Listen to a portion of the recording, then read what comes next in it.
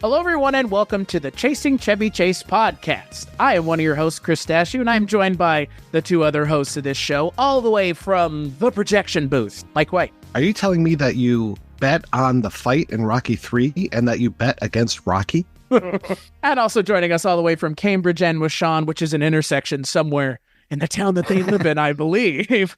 Your friend and mine, the host of Wake Up Heavy, Mark Begley. It rhymes with cock. Are you telling me that Cambridge and Wishawn is not the name of a cop duo from the 1970s? Yeah, could be. This whole time. Be pretty good, though, if it was. Hey, I'm going to have to start writing some songs for that. And on this bonus episode of the Chasing Chevy Chase podcast, we're talking about a movie that features Chevy Chase in a minor role, so that's why it's a bonus episode. But it's a movie that's very near and dear to my heart, so it's going to be kind of hard to be objective. Well, it's not going to be that hard because we do this all the time, but it's going to be hard to talk about a movie that's a comedy because we're talking about 1998's Norm MacDonald led, Bob Saget directed Dirty Work. Ever since he was a kid. Hand over the milk money. I'm afraid I can't do that, Derek. I'm just not sure you'll spend it on milk. Mitch was only good at one thing. You are the king of revenge. Now he's making it a business. That was really funny, sicking the cops on us like that. I thought it was funny, but I'm surprised you guys did. So if you need revenge, Let us do your dirty work. call the professionals. They'll give you the shirt off their back. Dirty Work, rated PG-13, starts Friday, June 12th. So yeah, the film is written by Norm MacDonald, Fred Wolf,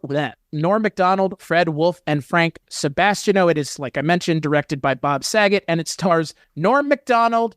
And on the poster, it's three names: Norm MacDonald, Jack Warden, and Chevy Chase. It's almost like Artie Lang isn't even in this movie, which is odd. But yes, it is a movie all about Norm MacDonald and Artie Lang, two friends who get it up their ass to open a dirty work business, which is a revenge for hire business, which is totally not illegal. And they're doing this for the singular reason of saving Artie Lang's father, who, plot twist for a movie from 1998, is also Norm MacDonald's father. Oh, spoilers. Yeah, sorry, spoilers. Oh, Sorry, spoilers, folks. Yeah, Mike, I'm going to kick it to you first. What did you think of Dirty Work? I thought it was pretty awful. Oh, shit.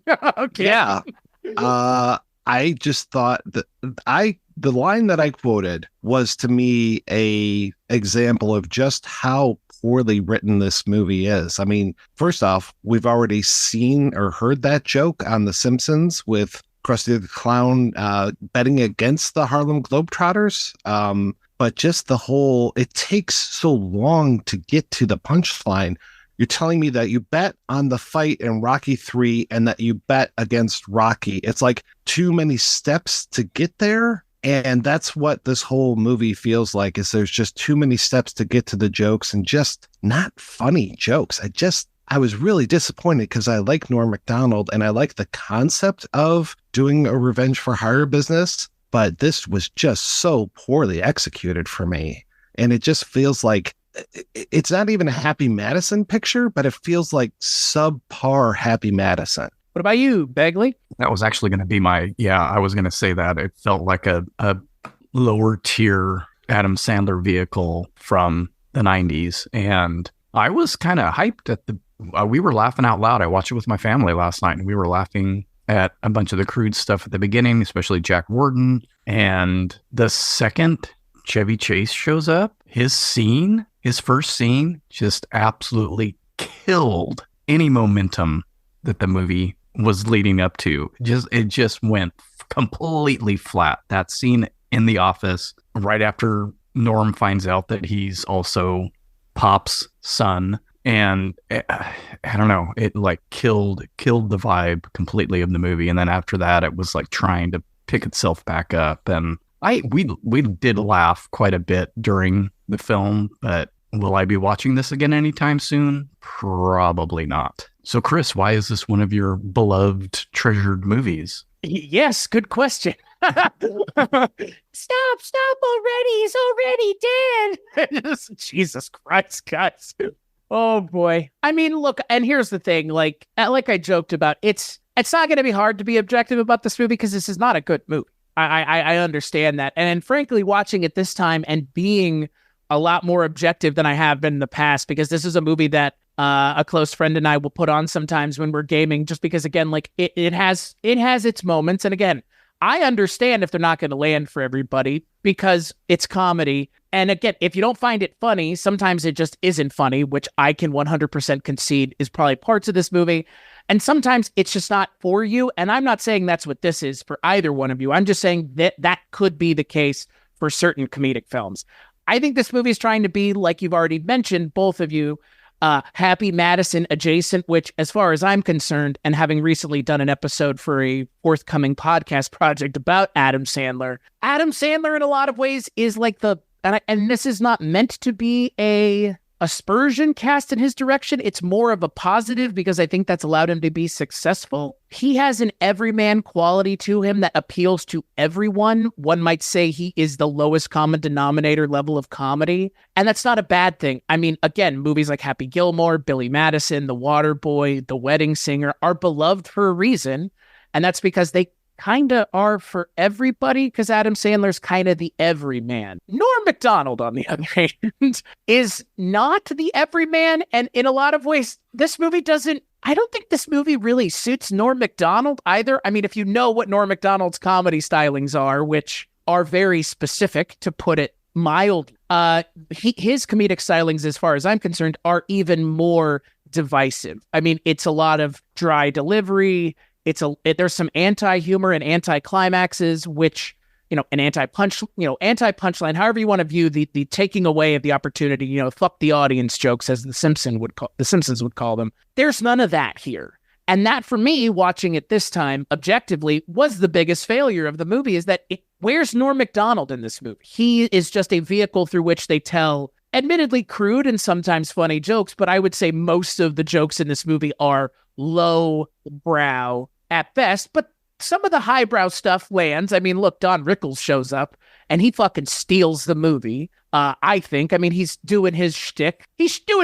Like, I mean, again, it's like, hey, Don Rickles, come insult Artie Lang and Norm MacDonald for 5 minutes. Like, okay, he calls one of them tall and he calls the other one fat. Wow, surprising. Right. I mean, again, but it's Don Rickles, which is why I appreciate it. And Don Rickles is a comedian that, again, I'm partial to. But at the same time, like I said, the thing for me, as I've gotten older and I've enjoyed more of Norm MacDonald's stuff outside of this, is liking what Norm MacDonald brings to the things that he does, and he's just lost in this movie. And that, I think, is the biggest shame for me, because, again, as someone who's appreciated Norm MacDonald, the more I get older, this movie, it's not less funnier the more I watch it. It's just, I wish it were a different kind of funny and less funny for everybody with Norm MacDonald. Like you guys said, I'm not saying Alan Covert could have been the lead in this movie, but that's Rob Schneider or David Spade could have easily. Right. And you know what? I'm just going to come out and say it, and I think that this might be a controversial opinion. Grandma's Boy is my favorite Happy Madison movie, period. And that's over everything else. I mean, Waterboy and Happy Gilmore aren't considered Happy Madison, I don't think. I think those are pre-Happy Madison. But post the production company coming into being and all those people starting to work together and doing things, like Grandma's Boy is the funniest thing. It doesn't even have Adam Sandler in it. And this is what this could have been, a adjacent to that. And it's just, I don't know. Also, can I just put this out here? And again, it's just kind of me. I really don't like Artie Lang. Like, I don't find him funny. And I think what the energy that he brings to things is very disinterested. He seems very disinterested in this movie, which also doesn't help with Norm MacDonald kind of being atypical of what he would be doing a lot of like physical comedy, which is not what I think of when I think of Norm MacDonald. No. We just never get these characters defined very well at all. Like, is the Artie Lang character, is he like the supportive friend, the eager friend, the whatever friend? Like, he just seems to be standing there most of the time. He doesn't seem to get angry or sad or happy. He just is like almost stone-faced, but not in a Buster Keaton type of way. Just, he's like, yeah, I'm standing here. He's just, yeah. I've never been a Artie Lang fan. And then, I mean, the guy just, he's so sad. It's so pathetic. And just how he's ruined his life continuously over and over and over again. It's hard to feel sympathy for the guy. And that's the thing. It's like, again, like obviously Artie Lang has struggled with addiction and other things, and he snorted broken glass at one point, which is literally fucking insane. But yeah, it's in a lot of ways, like when you sit and watch this movie, it's like, why is he even in this film? Like he adds nothing other than allowing Don Rickles to call him a baby gorilla in one scene, which is a term that is still used by me to describe people that I really have a problem with, is you fucking baby gorillas. But like, again, like that's the one time in the movie I can think of where Artie Lang is part of anything funny. And that's someone else just pointing out the fact that you're just standing there looking fat. He even says it like, you're swelling up as I talked. Like that, I think that would describe Artie Lang in this movie, is he's just kind of there, which for a buddy comedy about two friends going into a revenge business, like to not have two leads that are 50-50 seems like a missed opportunity. It's almost more Norm MacDonald and Jack Warden's movie than it is Artie Lang and Norm MacDonald's movie. 100%. Yeah. I have to say I was surprised at how decently he came off in the film, having really only experienced him via the Howard Stern show. I was like, oh, he can actually portray a character. Whether it was all that successful or not is up to debate, but I was surprised that he performed as well as he did, plus with all the other extra stuff that's already been mentioned. But apparently then the next year they were both on the Norm show, so I'm assuming they were maybe pals in real life, and that's why he's in this. I don't know. I mean, I guess opposites attract. It's just, again, maybe Norm MacDonald's comedy stylings worked better in a function where the two of them were together and Norm was able to write more of the jokes, but Norm MacDonald's name is on the script. I mean, he didn't direct it. Bob Saget did. I will say, in terms of direction, it's not good or bad or anything. It's competently directed. It's not like Bob Saget added some sort of Scorsesean flair to the proceedings. It looks rather set bound a lot of the times, especially when they're at the hospital. It's like, where did they shoot this on the set of General Hospital when they weren't there? I mean, but it looks like a early 90s comedy. It doesn't even look like a late 90s comedy at all. There's some weird, long, sort of mid-distance establishing shots that get stayed on an awful lot. Like there's no cuts to close-ups. You guys were talking about the jail scene gags, and that when Norm comes back and he's just standing there talking, I guess, to the other prisoners that just anally raped him, supposedly. Jesus Christ. It's just that long shot the whole time of him delivering those lines. There's no reaction shots from anybody, no inserts, no nothing. It's just a static shot, and it's like I need something to distract me from his kind of poor monologuing here.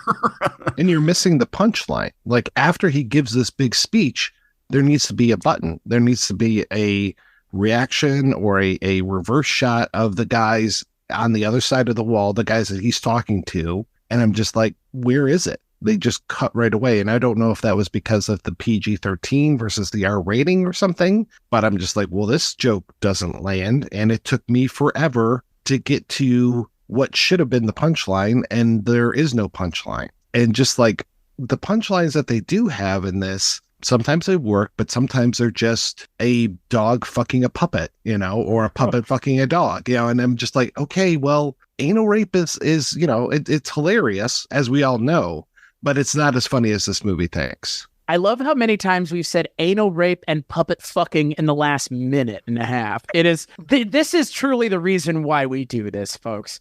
As speaking of, those are the repeating jokes, Yeah. Oh, I know.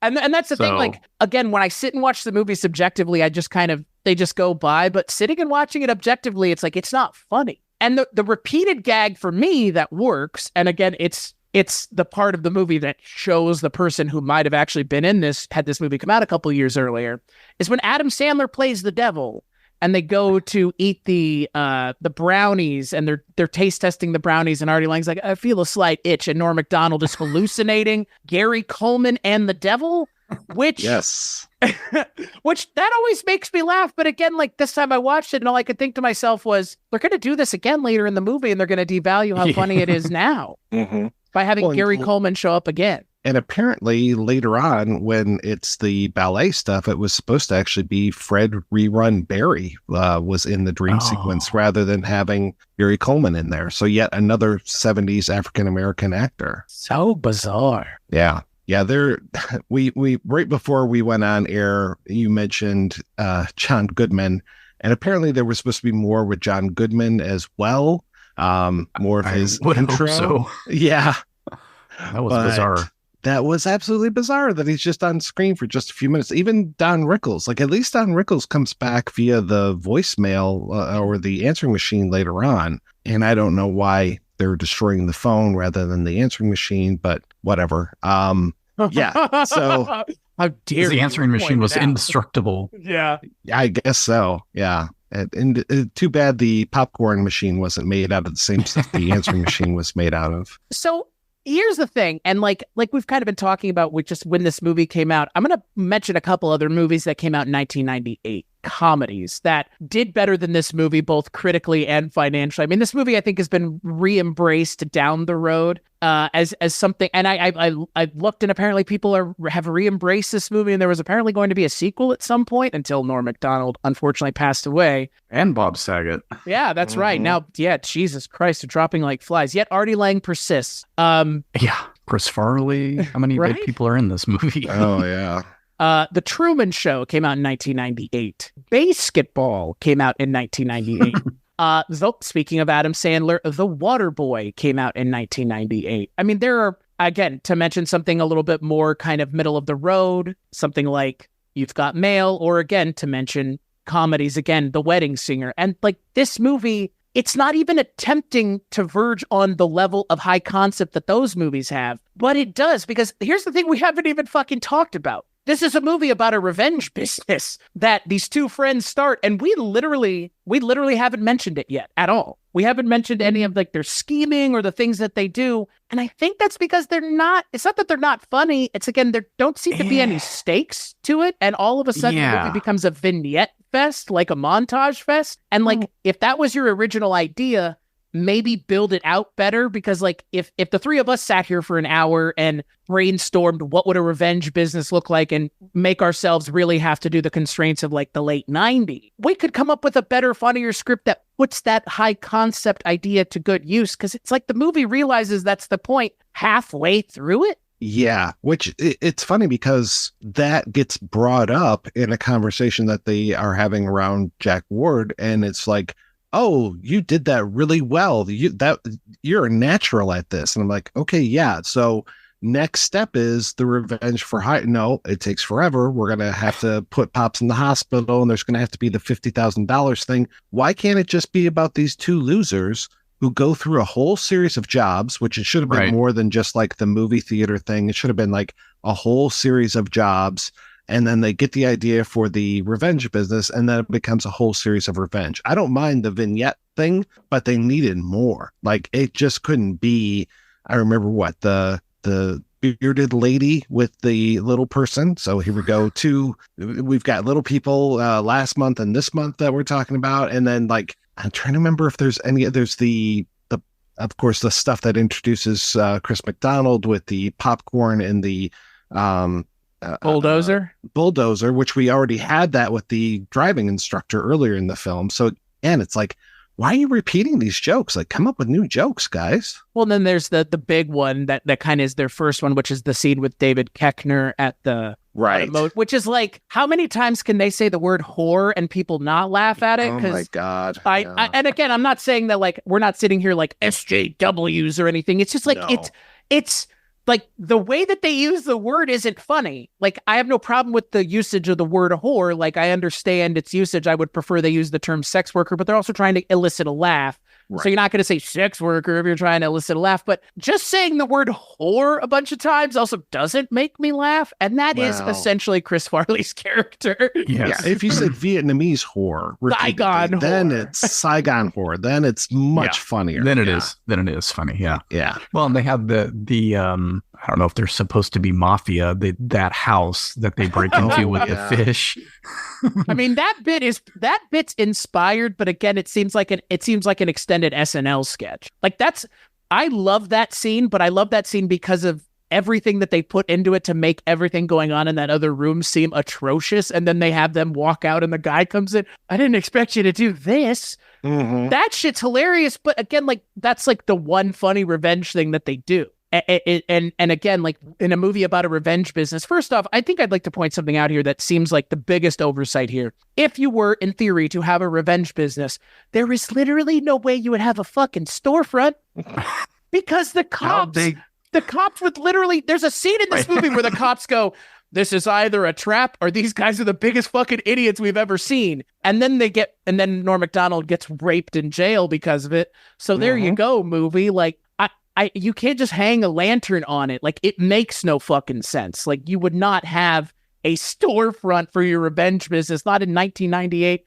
not in 2024. Like, if you're doing this in your small town of wherever the fuck this is supposed to be set, people are going to know. They're going to be like, oh, look, it's those guys. Let me just go beat the shit out of them. Like, it's kind of bizarre. It almost makes no sense, like a lot of the problems with this movie.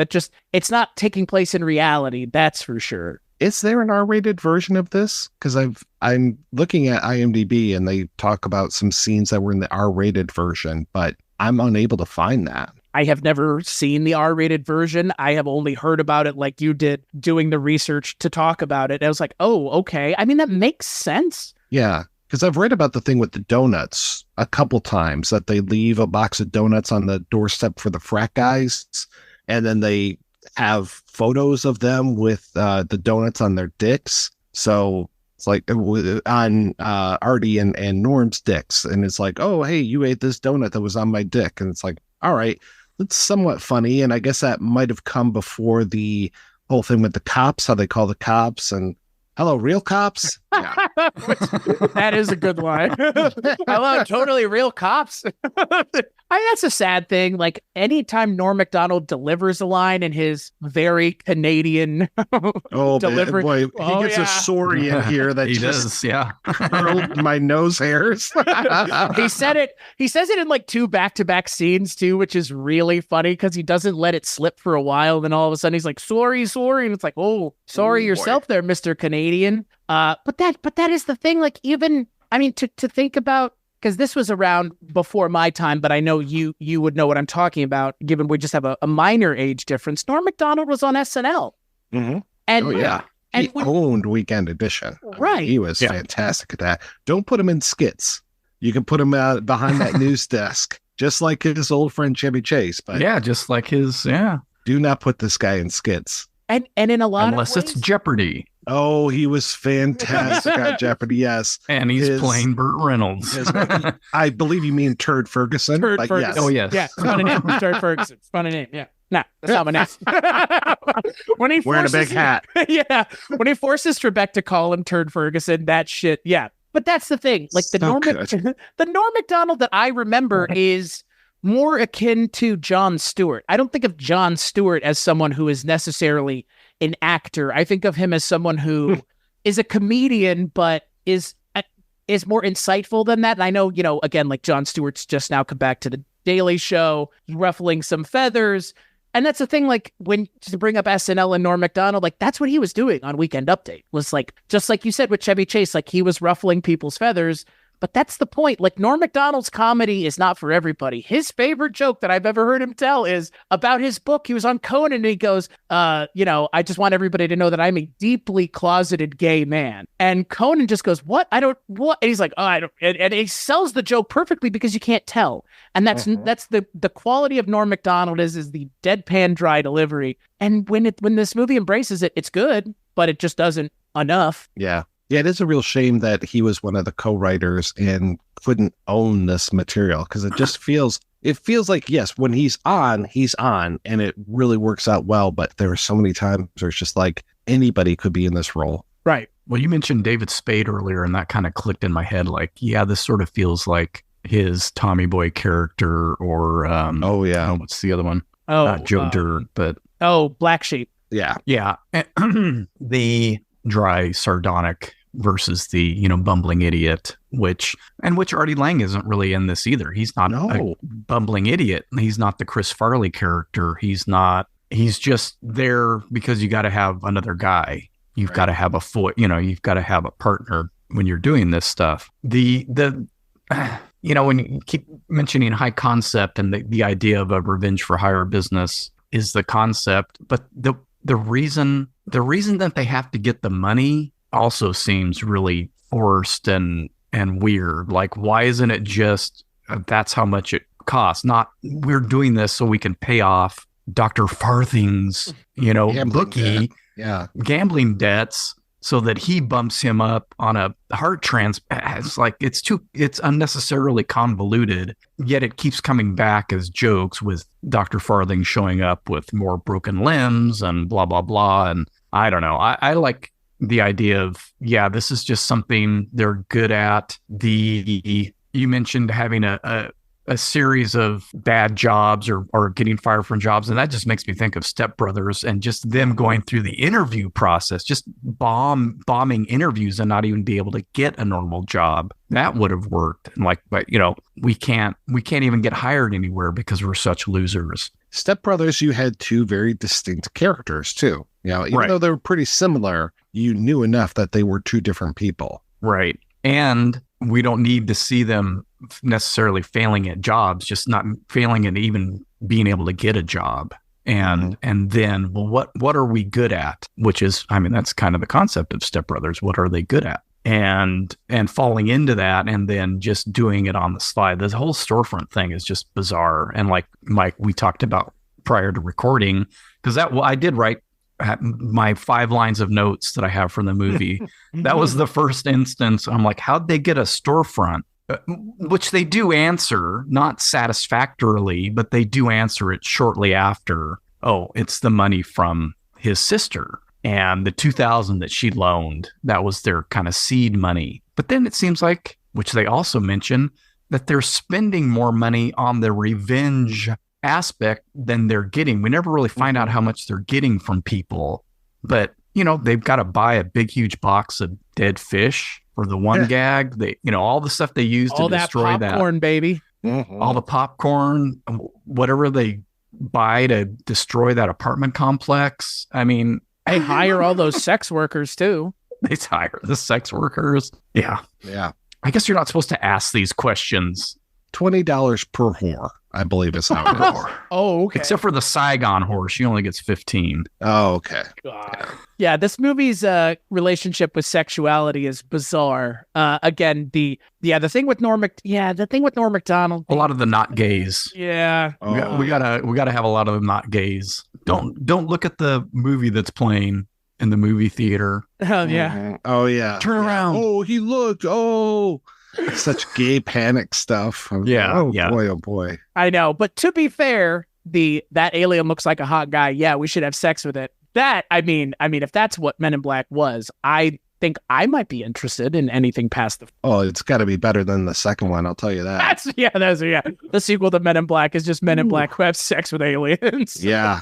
Give me that rather than that horrible Johnny Knoxville character and whatever the fuck Lara Flynn Boyle was doing. Oh, I will say the thing for me that does crack me up, other than the fact that Christopher McDonald in the 90s was just making a name for himself playing the same character, but a lot less interesting in this movie than in Happy Gilmore, is, and I mentioned this before we started recording, how 90s this movie looks and how much Norm MacDonald just looks like a grown child with what he's wearing. Those outfits. His huge shirts and his t-shirts go down to his knees, man. Yeah. He looks like that picture of Kevin Smith with those giant jeans on. It's like this. The giant jorts. Yeah. That's what this reminded me of, like Norm MacDonald. I don't know, like there's nothing endearing about his character. And that's the thing. I think about other movies, because y'all have mentioned Step Brothers, some other things that I think are kind of in this same vein, similarly as Horrible Bosses, which I think does this movie 10 times better. Horrible Bosses is actually a pretty funny movie. Yes, it is. That's a good comparison, actually. Yeah. And the leads are funny, and they're all very distinct characters. And I don't know if you guys have seen it recently, but Jason Sudeikis beats the shit out of Charlie Day in that movie. Like, is hitting him constantly. It was shocking to me. I was surprised how much abuse Ted Lasso was doling out to this poor man. But it is a much funnier movie, and it takes that similar idea of, like, how can I get back at someone who has wronged me? This is specifically in the work world. And this should have been that. It should have picked a specific lane. It should have been like, well, we're at an office together and this is like a dead-end job and we're entertaining ourselves by pulling these dumb fucking pranks in the office building. Like, do that. Make Norm MacDonald literally the kind of character that he works as, which is a deadpan, dry human being who is delivering the jokes, and he may not even laugh at them. That's the point, but he expects you to. There's none of that here. It's just, oh, our dad, who's my dad too, needs money. Like, it almost reminds me of a children's movie from the 90s in terms of like it's like we need it's like the Little Rascals. We need $50,000 to rebuild our car. It's like that works in a kid's film, but in a movie like this, all it does is make the character that injects that into the plot the least interesting character in the movie. And you mentioned it at the top, Begley. I think it's time to finally broach the issue of why we're talking about this movie. Chevy Chase in this movie is awful.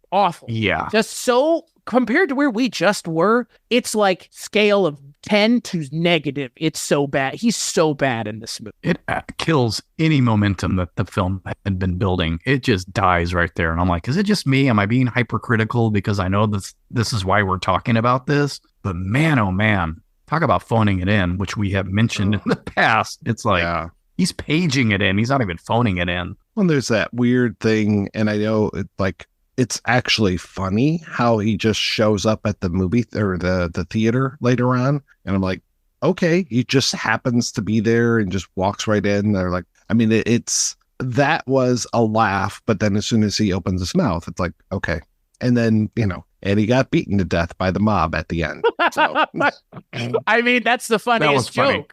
That is the funniest joke. Yes. Yeah. The funniest joke of his character in the entire movie is that he dies at the end. And I like how Norm MacDonald says it. Oh, yeah, he died. I'm like, okay, bye. Yeah. Okay. Yeah. It's again, like I mentioned at the top of this with the poster, it's Norm MacDonald, Jack Warden, and Chevy Chase on the poster. Chevy Chase is a fucking glorified cameo. Like, yes. You can't bill him on this movie. And I don't even understand in what universe 1998 Chevy Chase was, like 1998 was worth billing Chevy Chase as someone, because like at that point, the year before he had done Vegas Vacation, which we will get to, and I actually think he's good in Vegas Vacation compared to this. But then after this, he essentially is always doing this, which is like a bit part in somebody else's movie. Like in Snow Day, where he plays a dad, or in Orange County, where he plays Hot Tub Time Machine. Yeah, it's like, and in those movies, it's not that he's good or bad. He doesn't get in the way of the movie. In this movie, yeah, it is his, and the fact that they come back to him like 2 or 3 times is really the problem. It's not that it's once. If it were just once, I don't think I'd have as big of a problem, but they come back to it way too many times for the same thing. Oh, he's just going to show up more beaten up. It's like, okay, but like to what end is this gag funny? I've been looking at one of the writers, Fred Wolf, and he's written some of the worst movies out there. So like, Dickie Roberts, former child star, Without a Paddle, Grown Ups 2. Without a Paddle is better than anything you've mentioned so far, true. Including this movie. He wrote the original Joe Dirt, which I actually liked, but he also wrote Joe Dirt 2. And then he The House Bunny. Yeah, which was decent, but he was also one of the writers on the infamous Chevy Chase and Pat Sajak talk shows. And he also wrote the movie that I have often classified as 5 actors getting together to film them going on vacation, Grown Ups 1, and somehow, because it exists, Grown Ups 2, 2 movies I've seen that I don't think actually have plot lines at all. They don't even attempt to. But I just watched the first one, and that was so bad. It's not funny. Get over it, right? It's as unfunny as funny people. Got him. Double got him. But that's it. But that's the thing. Like when even this movie's funnier than Grown Ups, but it feels like if this movie had gone through a couple more drafts, or I don't know if it being rated R would have fixed anything, but it might have made the problems a little less obvious. At least they're saying fuck half the time. I don't know. I'm not saying Norm MacDonald's comedy requires a more adult lean to it, but I don't classify Norm MacDonald as like someone that kids are gonna like. Like Adam Sandler is for kids. Like, holy shit, Hotel Transylvania, Bedtime Stories, like all of those movies are for children. Like Norm MacDonald wasn't going and making animated movies where he was doing voices for, Dracula or whatever the hell Adam Sandler does. It's weird how miscast Norm MacDonald is in this movie now that I've sat and watched it, because it honestly bugs me now. Because like even a movie, and again, this movie's gotten critically reappraised in the last couple of years. If only this movie had allowed Norm MacDonald to be Norm MacDonald, it may be more akin to Freddy Got Fingered, where it's like, this is a representative of the person who's making it for good and for bad. If you don't like it and don't resonate with it, that's fine. But Freddy Got Fingered is unabashedly Tom Green's movie. And this movie should have been that.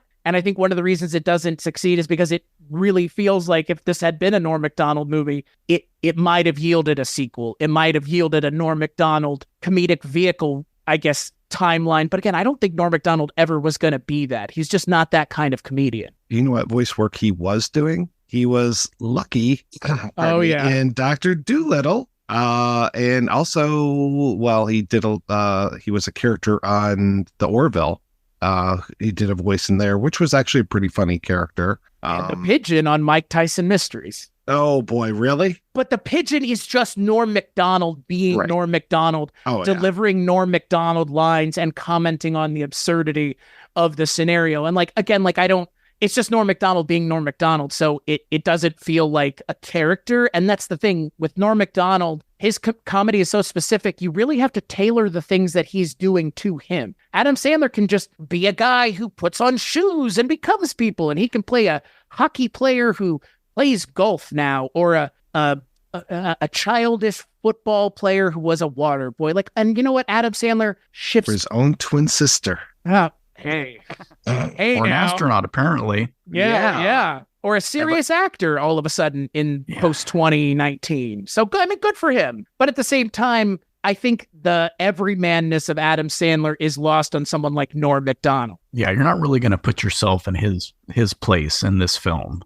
Mm-hmm. No. You're not going to imagine yourself as him. But I think we talked about the cutting of crude humor last time on Under the Rainbow and how would that have helped that. And I think it would have helped at least in making things not seem so abrupt and unfinished, like the anal rape joke in the jail. Not that it would have been any funnier, but it would have at least not felt like, oh, something's missing here. Mm-hmm. Something, either reaction shots or further dialogue or something to give it the punch at the end is missing. And that's probably true for a lot of the scenes that Jack Warden is in. I mean, he gets away with most of the raunchy stuff in the film, but according to those little tidbits, it was much raunchier, and he's watching porn, not aerobicize and things like that. So, I mean, he gets to say cock at the end of the movie. So I guess that was their PG-13 level stop point. Rhymes with cock.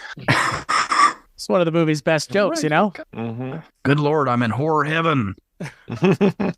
I mean, hey, if you just have Jack Warden say whore a bunch of times, you're going to get a lot of laughs from the audience. I mean, that's just the way it goes. I just felt bad for him, because I love Jack Warden so much, and just for him to, pardon me. I mean, one of the things when the car commercial is happening, I was thinking, oh, this reminds me a little bit of Used Cars, and then how much I love Used Cars, and he's fantastic in Used Cars, and it's like such a better movie, and don't remind me of better movies while I'm watching this movie. Even Christopher McDonald, I was just like, I'd rather be watching Happy Gilmore right now, and that does not happen to me very often. I usually do not say those words.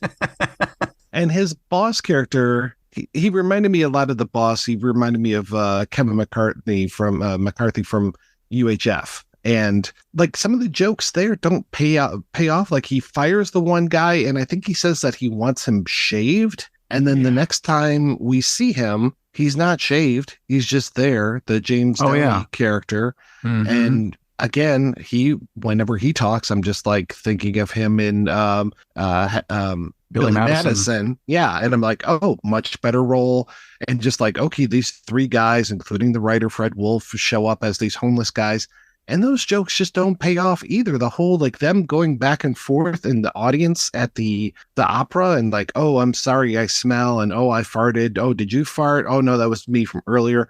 I'm just like, this is not funny stuff. Like, you guys could have disrupted this opera so better than what you're doing. Just Yeah, was that the point? They're just ruining the show because I was waiting for them to plant something, Right. or I was waiting for them to Oh, at that's- least play the whole tape of him admitting that he owns the building and stuff. Like, you know, where's that moment? Because instead it's the wrong thing that he's playing. Oh, well, she's queuing up the right thing, but he never plays it. He ends up ruining the tape. I'm just like, what?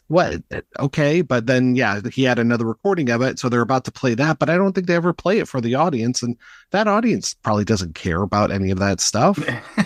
the audience is gone by the time she gets the tape to play. So You're right. And the mayor. the love interest. Why do we have a love interest for him in the film? God, she's terrible. And She's that's- given nothing to do. And that's too bad because the next in 2000 she would be in Me, Myself, and Irene, where she's pretty funny. I think she's the woman who leaves Jim Carrey like right at the beginning of the movie, and it's a smaller role, but at least they give her something to do. Here it's like, what? Why do we want this kind of unlikable guy to find a woman who Doesn't make finds any him sense. charming? Like, Right. Yeah, doesn't make any sense. I only know her from Monk, so Yeah, I don't same. know. I was surprised to see her in the cast list as I was looking at it before we hit play, and that's why I was surprised. I actually forgot that John Goodman was in it. I saw him in the cast list along with Gary Coleman and all these other people, and then I totally forgot about it until he showed up for 2 seconds, and I was like, oh shit, yeah, he was supposed to be in this, or he is. I mean, he's in this, but he probably had a Barely. scene. Mm-hmm. Yeah. And he doesn't even do anything John Goodman-esque. No. It could have been anybody. That could have been Larry Bud Melman up there. That would have been funnier. I always forget that he's in this movie, but that's because, like you both have mentioned, there's no point. Mm-mm. Like, literally no point at all. He had to have had another scene. He had to have. It doesn't make any sense to have him as the mayor. I feel like a lot of this movie must be on the cutting room floor because there are scenes that don't feel like they make any sense in this movie unless they're trying to cover up for the fact that there is a joke that has been cut short or a scene that has been cut short. Like, there's one point where Norm MacDonald's car is broken into while he's sleeping in it. Right. And it's like, why, what? I mean, I guess that's the kind of the payoff from earlier on in the movie where he doesn't have anywhere to sleep. But again, it's like, all of this just seems like a lot of choices being made to just divert attention away from the fact that this movie should have been rated R. And again, given that now, having done the research about it, we know that there's plenty of stuff apparently left out or changed. That, for me, does feel like a real big missed opportunity with this movie. Because, again, we're not saying it would have made the movie marginally better, but it maybe would have made the tone work a little bit better than it kind of seeming like it can't make up its mind if it even wants to be PG-13. They don't even say fuck once in this. And this is still, you can say fuck once and get a PG-13. I mean, that's still the way it is now. But I mean, comedians and comedy writers have been embracing that forever because they're the ones who know that they can do it, and not, and action movies too. But the MCU doesn't always flex that, but plenty of comedies have fuck at least once. And this movie doesn't even have one F-bomb dropped. Like, come on now. Yeah, this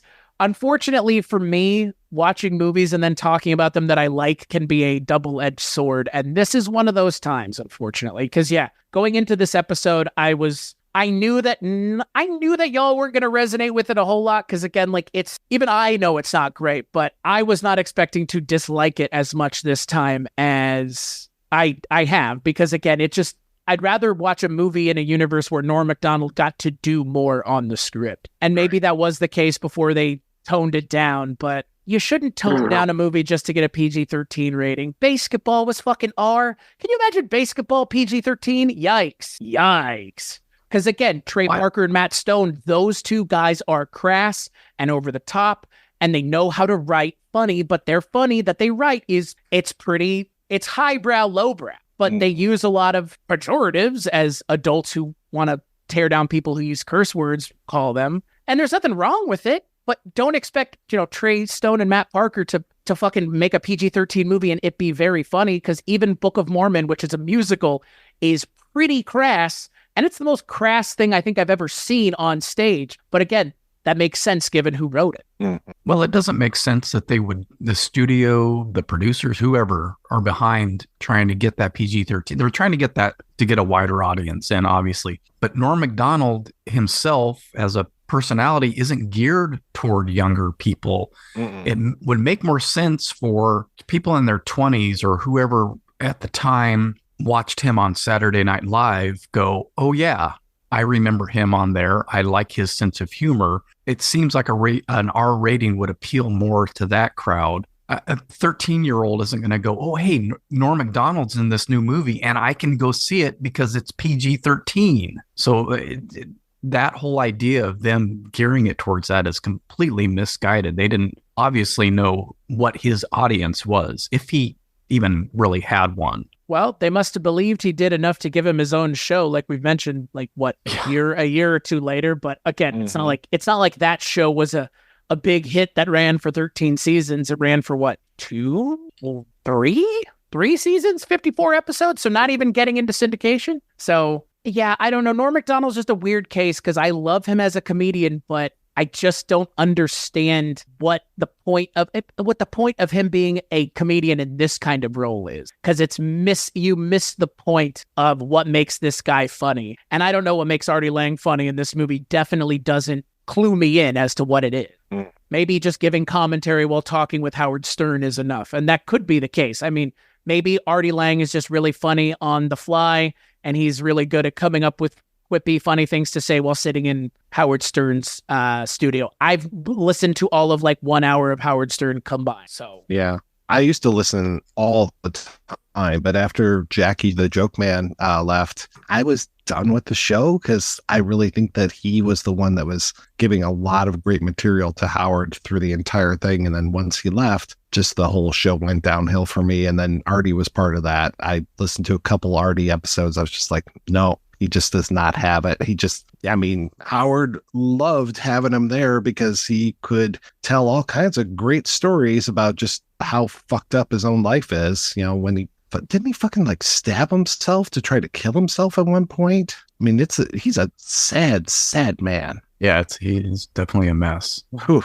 He's not part of the whack pack is what you're saying. He's whack for a different reason. Yes.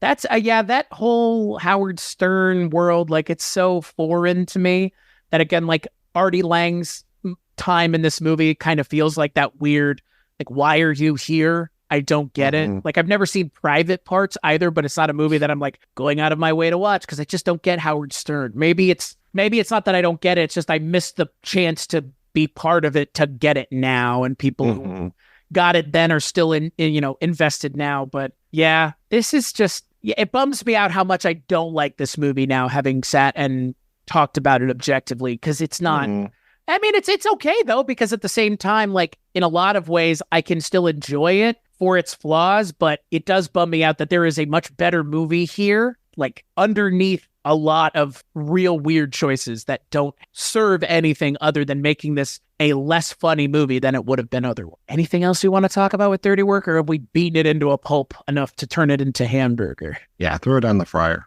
We pescied it and we're burying it in a cornfield in Iowa somewhere. Keep your distance there, Liberace. That was another line I found funny.